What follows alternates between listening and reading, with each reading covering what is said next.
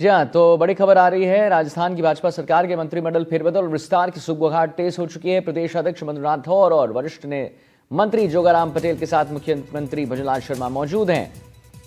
माना यह जा रहा है कि भजनलाल मंत्रिमंडल में फेरबदल, विस्तार और ब्यूरोक्रेसी में बड़ा बदलाव हो सकता है।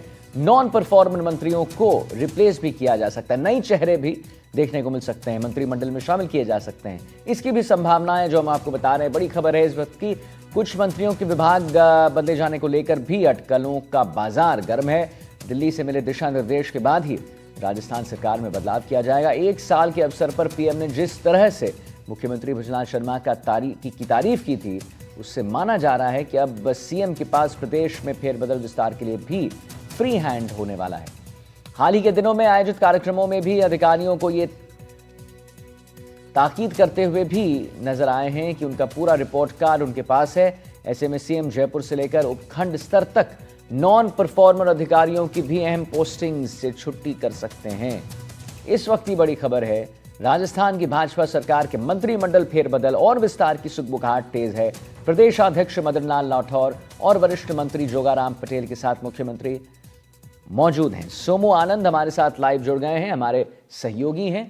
सोमू, एक बात बताइए कि प्रदेशाध्यक्ष मदन राठौर और वरिष्ठ मंत्री जोगाराम पटेल के साथ मुख्यमंत्री भजनलाल शर्मा मौजूद हैं। क्या कुछ आज देखने को मिल सकता है? सोमू, आप बड़े अच्छे से समझाते हैं।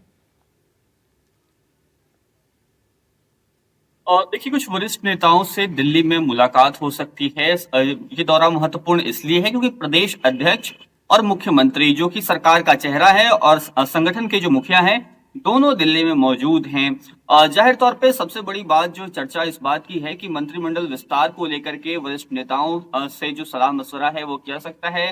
सत्ता से, संगठन से जो फीडबैक है वो उनसे साझा किया जा सकता है, ताकि कुछ नामों पर सहमति बन पाए सभी लोगों के बीच में। एक लंबे वक्त से राजस्थान में मंत्रिमंडल विस्तार को लेकर के चर्चाएं हो रही थी। तब ये कहा जा रहा था कि उपचुनाव के परिणामों के बाद मंत्रिमंडल विस्तार हो सकता है। उपचुनाव के परिणाम आए, उसके बाद राइजिंग राजस्थान कार्यक्रम और सरकार के 1 साल पूरा होने का जो कार्यक्रम था वह भी संपन्न हो चुका है।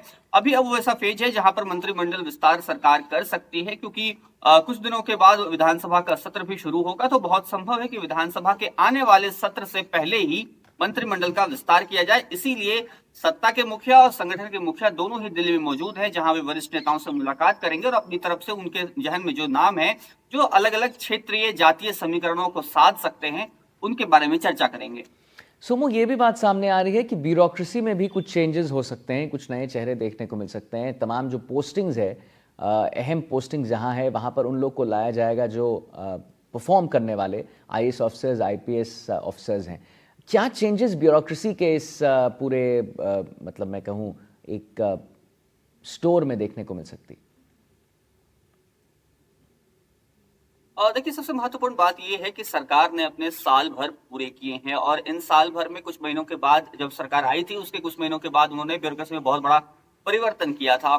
अब जाहिर है कि सरकार यह देखना चाह रही है कि जो सरकार ने बजट घोषणाएं की उसको इम्प्लीमेंट कराने में किस विभाग ने किस तरह की भूमिका निभाई, किस तरह के अधिकारियों की क्या भूमिका रही। इन सब के आधार पे एक बार फिर से रिशफल वहां भी हो सकता है। और जब ये दिल्ली दौरा यहाँ पर हुआ है, तो जाहिर है कि उसमें इन मुद्दों पर भी चर्चा हो सकती है। हालांकि उसका निर्णय अंतिम रूप से मुख्यमंत्री को लेना है। वो सर्वसर्वा है और वही उसका निर्णय भी लेंगे।